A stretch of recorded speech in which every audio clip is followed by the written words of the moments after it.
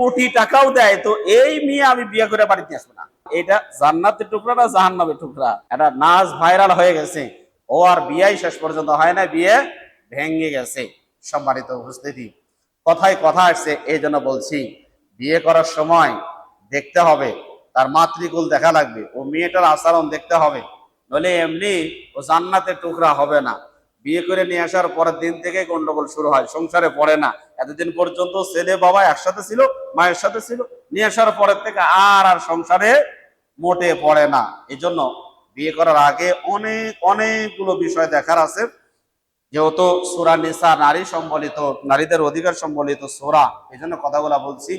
আপনারা বুখারী শরীফের দ্বিতীয় খণ্ড কিতাবুন নিকাহ, বুখারী শরীফের দ্বিতীয় খণ্ড কিতাবুন নিকাহ, এখানে নারীদেরকে কয়টা গুণ দেখে সাধারণত বিয়ে করা হয় তার একটা বর্ণনা রয়েছে।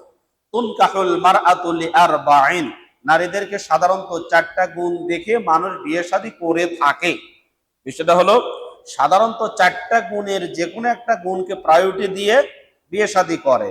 লিমালিহা ওয়া লিজামালিহা ওয়া লিহাসাবিহা ওয়া লিদীনিহা ফাজফার বিজাতিদ দ্বীন।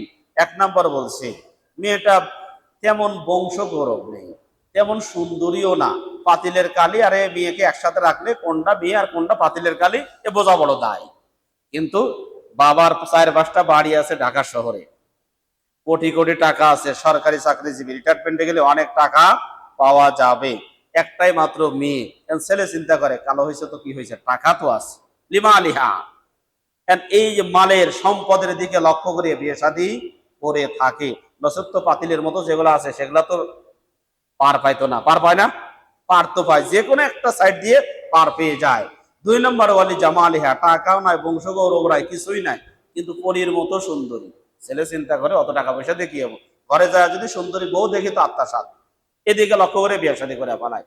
ওয়ালি জামালিহা ওয়ালি হাসাবিহা, আর একটা হচ্ছে টাকা পয়সা তেমন কিছুই না, কিন্তু বংশটা বড় ভালো, অত্যন্ত দামি বংশ, বাস এদিকে লক্ষ্য করে বিয়ে শাদী করেন। আরেকটি হলো ওয়ালি দীনিহা, টাকা নাই, বংশ গৌরব নাই, এরপরে সৌন্দর্যও তেমন নেই, কিন্তু এমন একটা বিষয় আছে, যে স্কুলে পড়াশোনা করেছে ওই স্কুলের মাস্টারদের থেকে শুনেছে, জীবনে কোনোদিন তার চেহারা দেখি নাই, কোনোদিন খারাপ কথা শুনি নাই, উচ্চ বাচ্য কোনোদিন শুনি নাই, জীবনে কোনোদিন পিকনিকেও যায় নাই, মাগরিবের নামাজ পড়া তো দূরে, মাগরিবের নামাজ তো দূরে থাক, তার আগেই যে ঘরের মধ্যে ঢুকছে, বাহিরের খালাতো ভাই, ফুফাতো ভাই, মামাতো ভাই, এরা কেমন চেহারা তা আজ অব্দি দেখতে পারে নাই। বাবা মার থেকে খবর নেওয়া গেছে, চাচা চাচি থেকে খবর নিয়ে দেখে তাহাজ্জুদের নামাজও ছাড়ে নাই, নামাজের দিক থেকে পাংচুয়াল, কোরআন শরীফও ঠিক মতো করে, পর্দা পুশিদাও ভালো, এরপরে বাবা মার সাথেও সুন্দর আচরণ করে। এমন প্রত্যেকটা জায়গাতেই মেয়ের শুধু গুণ আর গুণ, দিনদারির দিক থেকে কোনো কমতি নাই, উচ্চ আওয়াজে কোনোদিন কথাও বলে নাই। এখন ছেলে চিন্তা করে, আল্লাহ রাসূল সাল্লাল্লাহু আলাইহি সাল্লাম বলছেন ফাজফার বিজাতিদ দ্বীন, যেই মেয়ের মধ্যে দিনদারি আছে, বিয়ে শাদী করার ক্ষেত্রে এই মেয়েকে প্রাধান্য দিতে হবে। দিনদারি যেই মেয়ের মধ্যে আছে, বিয়ে শাদী করার সময় এই মেয়েকে প্রাধান্য যদি দেওয়া যায়, তাহলে এটা শুধু মেয়ে না, এটা একটা জান্নাতের টুকরা ঘরের মধ্যে আসবে। দিনদারি কায়দায় সবকিছু, বিয়ে শাদী হলো, বিয়ের ভিতরে কোনো অশালীনতা নেই, সুন্নাতের খেলাফ কোনো কাজ নেই, বাস সামর্থ্য যতটুকু আছে মহারণা দিয়েছে, সবকিছু সুন্নাহ মোতাবেক করে ঘরে নিয়ে আসছে।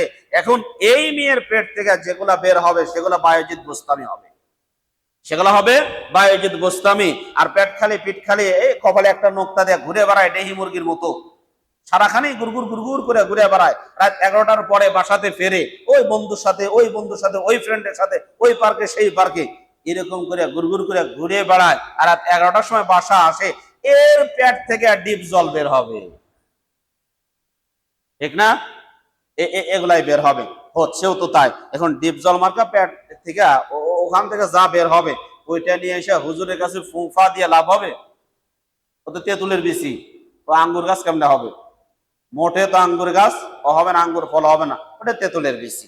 আর আগেরটা ওটা শুধু আঙ্গুর না, আজওয়া খেজুর।